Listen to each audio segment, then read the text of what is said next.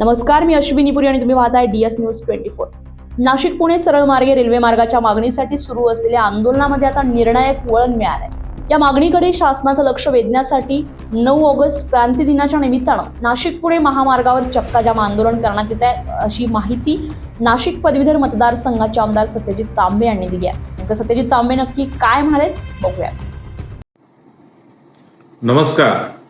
Nashik Pune railway ही सरळ मार्गानेच झाली पाहिजे यासाठीचा आपला संघर्ष आता अंतिम टप्प्यामध्ये आलेला आहे।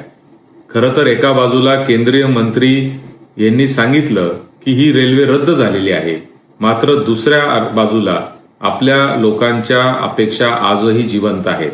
आमच्या अपेक्षा आहेत की सरकार आमचं ऐकेल, सरकार व्यवहारी मार्ग काढेल, कुठेतरी नफा तोट्याचा विचार न करता सरकार निश्चितपणे जनभावनेचा विचार करेल याची आम्हाला अपेक्षा आहे।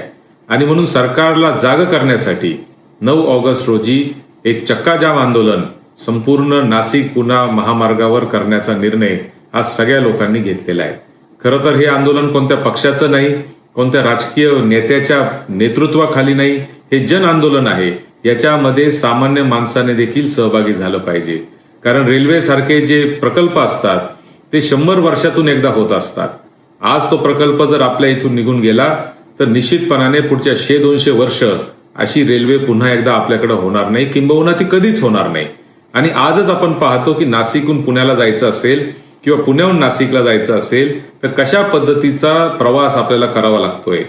2-2.5-3 तासाच्या रस्त्यासाठी आज 6-7 तासाची ट्रॅफिक आहे। रस्त्याची अवस्था खराब झालेली आहे। या संपूर्ण परिसरातले मुलं आणि मुली नोकरीच्या निमित्ताने, व्यवसायाच्या निमित्ताने, कामाच्या निमित्ताने पुण्याला जातात किंवा नाशिकला जातात। त्या शहरांवर देखील आता फार मोठा ताण पडत चाललेला आहे।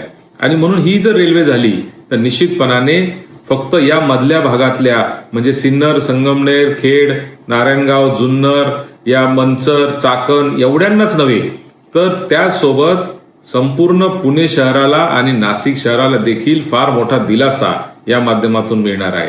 आणि म्हणून मी आपल्या सगळ्यांना या निमित्ताने आवाहन करतो की क्रांती करण्याची वेळ आता आलेली आहे। आणि 9 ऑगस्टच्या क्रांती दिनी सकाळी 9 वाजता आपण जिथे शक्य आहे तिथे त्या पद्धतीने रस्त्यावर आंदोलन करायचं आहे, चक्काजाम आंदोलन आपल्याला करायचं आहे।